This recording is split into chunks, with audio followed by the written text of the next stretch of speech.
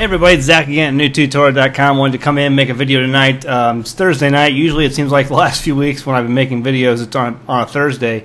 Just too many times during the week. I am just so busy with so many other things, and I just don't really have the time. So, well, we'll start it off again like I did last week with my glass of raw milk. Ah, it's good stuff. Okay, so, there's just so much to update this week, and I just really don't know where to begin. The economy basically has just gone nuts. I mean, it's kind of, I was telling my wife the other day, I was like, it's just kind of fun to watch this thing collapse. I mean, even though there's so many people getting hurt, and it's not going to be fun at all whatsoever, but it's almost comical, some of the things that the banks are doing to try and stave off what is inevitable. It's mathematically impossible to avoid. One of the things I was laughing about last night was this whole thing with the banks. You know, when you go into a bank and you want to get a loan, the first thing they check is your credit rating. You know, how is your credit? Well, if it's not good, well, you don't get the loan. Well, there's also credit ratings for banks. Banks have credit rating agencies that go in and are inside the banks who rate the banks on their solvency and how well they are financially off, how well off they are financially, and they give them ratings. And, you know, they're the country's, nation's central banks. And so it's been so bad lately. Some of these companies I think are called Moody's and a couple of others. But it's been so bad lately. Zero Hedge was reporting that a lot of these banks, these central banks, are saying, you know what, like the banks in Europe, for instance, are saying, you know what, we're just not going to adhere to these credit ratings anymore. Because the credit ratings have been rating them so badly, the credit agency or the banks have been like, you know what, we don't want to play anymore. You just get out. Get out. And their agencies are like, what? I mean, we're just doing our job. And because they don't like the results, the banks don't like the results that the credit agencies are giving them, they don't like the scores, you know, that they're giving them, the banks say, I don't want to play anymore. Well, that doesn't work for you and me. Because you and me, we go to the bank, they're going to say, what's your credit? If they don't like your credit, you ain't getting a loan. So, I mean, it's crazy because it's so funny to see these banks, you know, just basically like, you know, these credit agencies are telling them, hey, warning, warning, and they're just like, la, la, la, la, la, la, la, you know, and so they don't want to hear it. But it's going to happen, folks. It's just getting crazy. I was reading this week about the economy, and it was saying that from 2007, this is one of the things JSNIP4, one of the guys I subscribe to, was talking about, and a number of other people were talking about this all week this week, was this whole deal with between 2007 and 2010, Americans lost about 40% of their wealth. On average, I think the average was a 40% wealth lost for America from 2007 to 2010. And what was interesting about that number was that if you had your wealth in silver and you gauged your wealth by the price of silver in 2010, from the beginning of 2010 till the end of 2000, or from the beginning of 2007 till the end of 2010, you actually gained 240% of your wealth. So while paper fiat and money in general, this economy, your wealth that you have invested in with your home or investments, basically you lost about 40%. But if you would have had your money in silver, you would have gained in your wealth about 240%. It just goes to show you right now that this is a correction, that we're seeing, and it's not going to stop. What you're seeing right now is a complete correction of where the money is supposed to be. The Father told us what money is. He says it's silver, it's gold, it's things that are of real value that you can trade and barter with, and we have made a mockery. We have invented an entire economic system built on usury, and His Word says that will not stand. So if you don't believe that there's a collapse coming, if you say I'm doom and gloom, and there's people out there, even in my own family, who tell me that, the Father's Word, the validity of the Father's Word is at stake here. It will collapse. Make no mistake about it. Make no mistake about it. And, you know, people like the lifestyle we're living now. They want to think that I'm doom and gloom. They don't want to believe what I'm saying is real. and what others are saying is real. They're saying what Jason at 4 calls they're smoking hopium. They're high up on this hopium that life as we know it's going to continue, and it's not. It's just not going to happen that way. You know, and the more you can do to prepare right now, the better off you and your family and the loved ones around you are going to be. So anyway, and then hold on.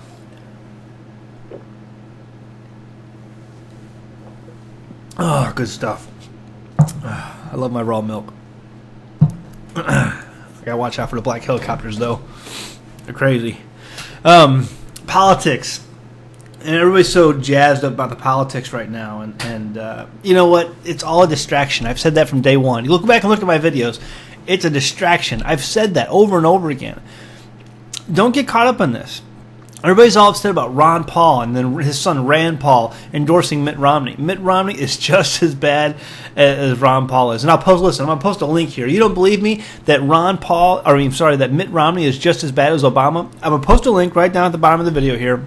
You can go and you can watch this and post it on Facebook, post it on other places that you find, that you social media websites, and show others. There is not a lick of difference between these two candidates.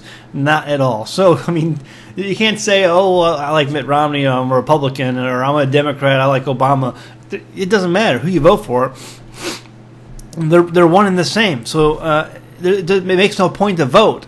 Ron Paul was my only hope of actually going to the polls this year and going and casting a ballot for somebody. But he's basically given up, which I don't understand. He could have at least endorsed a third-party candidate if he himself wasn't going to run third party. And Rand Paul endorsing Mitt Romney, I don't know what's up with that. There's all kinds of speculation. Is he trying to get a vice presidential slot, which, again, would be a sellout, him selling out? I don't know. And I don't really care. I really don't care because it's all a distraction. There's things happening right now on this planet. There's things happening in this universe. There are things happening in the spiritual realm that we can't see that that are happening, that all these other things, these worldly things, is a distraction to keep us from seeing those things. So we have to be aware. You hear about the latest news item, the latest Trayvon Martin, whatever it is out in the news to get people riled up, to get people talking. You know, Madonna in Europe and this Lady Gaga and Madonna feud going on and all this stuff. It's a distraction. Stay focused. Stay focused on the Word. Stay focused on His Torah. Stay focused on what you know is coming down the road very soon. If we're living in the last days, and I truly believe we are, and if you've watched my channel, you have also seen me over and over again tell you to go watch that video, Daniel Unsealed. I'll post that again in my description. You need to watch that video. You need to understand what could possibly be coming down the road. Because once you see it, once you know and understand, all this stuff is a complete distraction. It's a distraction for your mind. And you know, that's one of the ways you know, I believe that the return of Yeshua, the Messiah, is coming soon, is because there are so many distractions out there for the kids. For the kids. And I think really that one of the things that the beast, the anti-Messiah, the Antichrist, is going to fear so much is going to be our children. I really do believe that. It says, I don't know who, there's all these, well, I won't go into that. Listen, I'm telling you this. I'm telling you this. There's going to be a fight on for our kids, for our children. There are just so many distractions out there right now for kids and young people to get them off and thinking on the worldly things. And you got to shield your kids from that. I'm telling you, shield your kids from it. You know, whether you go to the movies, whether you turn on a TV, if your kids are young enough, get rid of your TV. They won't know it's gone. In 3 weeks, it'll be like a what was the TV? What? Doesn't matter anymore. They'll have their mind on other things. If you have teenagers who do believe or who claim to be a follower of the Messiah, talk to them and say, listen, do you know how much distraction you're putting in front of your eyes right now? It's a distraction. All this stuff is a distraction right now. There's a battle on for our kids, and it's only getting worse and worse and worse because the enemy's kicking it up a notch right now because he knows time is short. And I really believe that in those last days, he's going to fear those kids. And so what he's doing right now is he's trying to take over as many as he can. and really the distraction. A lot of adults, there's a lot of adults I know that are really solid, but it seems like more and more the distractions I see out in the world are meant and geared towards children. So I think it's something I see. And as far as the politics and the news and the sports, I mean, that's the distractions that we always see for adults. And this election is no different. I'm not voting. I can't see myself voting.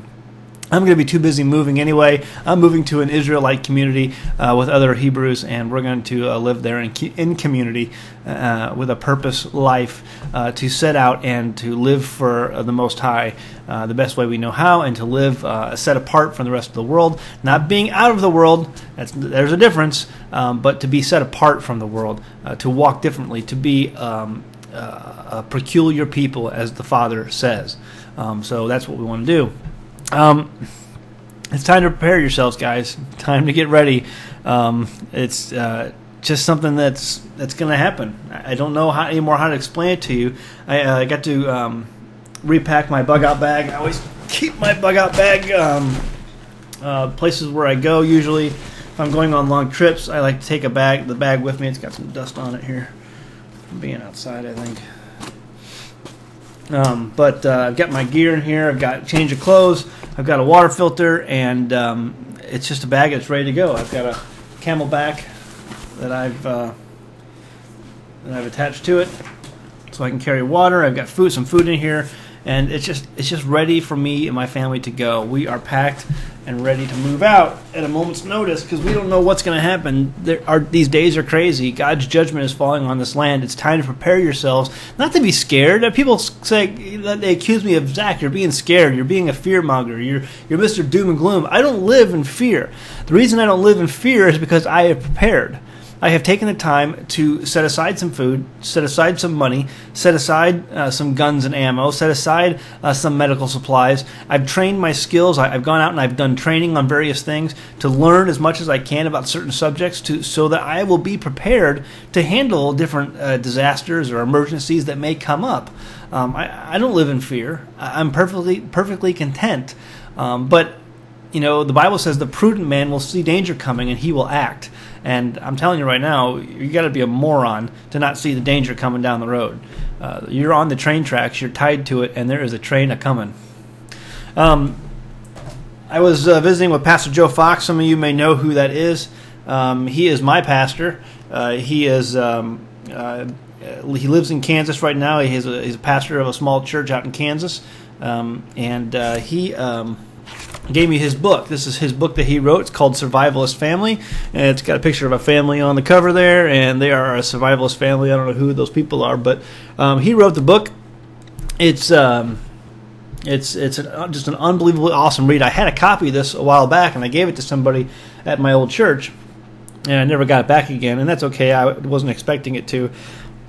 I had already read through it, and I know they didn't, so I know they needed it. They were looking for information, and this was just an unbelievably awesome place to get this information from. And so lots of great stuff in here about camping out and getting stuff ready and thinking about what you may need in an emergency. And so what I would do is I would recommend you get this book. Now, this book, he gave it to me when I was visiting with his family a couple weeks ago, and I wanted to give it away. So here's the deal. If you want this book, I will send it to you free of charge. We'll work it out. I will get your address. Go ahead and leave a comment in this video. Leave a comment in this video, and I will send you this book. I will pick somebody at random. I'll tear a bunch of pieces of papers, put them in a hat, and draw somebody's name out, and I'll send you this book. It's called Survivalist Family by Pastor Joe Fox. He is a Torah-observant pastor in eastern Kansas and near Kansas City, and he is just an unbelievable friend and mentor and pastor, and I would absolutely recommend this book to anybody who just wanted to have questions about, hey, what does it take to get prepared? How should I prepare? What's some of the things I should be looking out for? This is a great book and a great starter to do that. So it's available on Amazon. If you're not a winner, I would urge you to go on Amazon, buy this book, and share it with your friends and family, read it, and then pass it on. So you want this book? It's a giveaway. Go ahead and leave a comment. Anybody who leaves a comment in the on YouTube under this video, I will go ahead and put you in the drawing for this, and then I'll contact you to get your address and send it off. Okay. It's also signed by him. And he always puts 1 Timothy 5:8. 1 Timothy 5:8 right there. There you go. Signed copy. Get it now. Put your comment in the bottom. Other than that, I got a couple other videos I wanted to make, but just wanted to nail that down first, and we'll go from there. But it's a crazy world out there, guys. Get ready, get prepared. Telling you, if you haven't bought silver yet, buy some silver. I'll go ahead and show you this. I basically stopped buying silver. I'm putting my money in other things right now. We're getting ready to move to a community, and so I'm putting most of my money into that. But I did go ahead and find one of these on eBay, and I'll share it with you. Look at that. Let's see if that fits at the focus. It is a 1 gram silver coin. It's not going to focus. You know, see if I can pull it out. 1 gram of silver. And I got it for $2.50.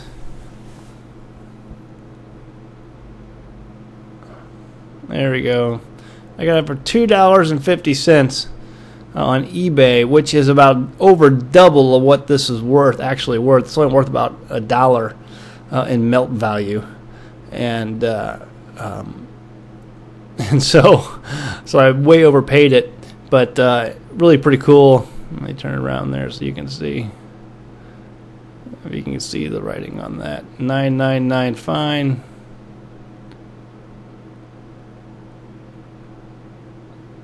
Yeah, 999 fine bullion silver.